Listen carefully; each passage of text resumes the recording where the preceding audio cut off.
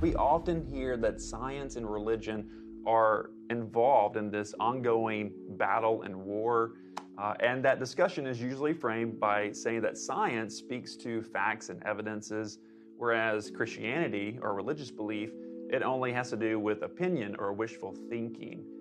Is there sort of a conflict between science and Christianity? Well, that idea that there's been a war between science and Christianity is actually a myth.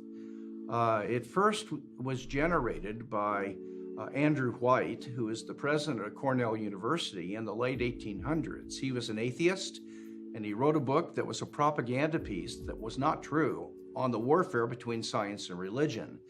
And today, you will not find a single historian of science in any university that believes that warfare myth. No, the history of the interaction between Christianity and science has not been a war. Indeed, Andy, it was Christianity in Europe that provided the worldview within which science was born, because Christianity supported the assumptions of science, that the world is rational, that our minds are capable of knowing the world, that there is such a thing as truth.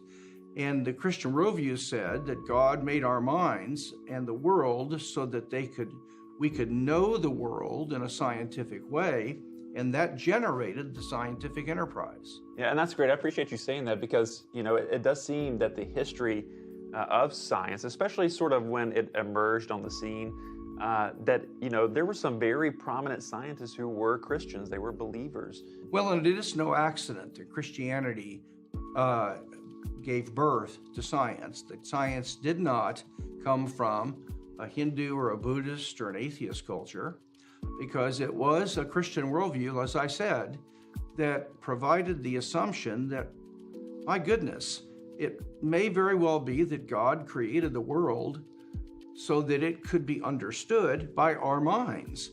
And that was not a part of other worldviews.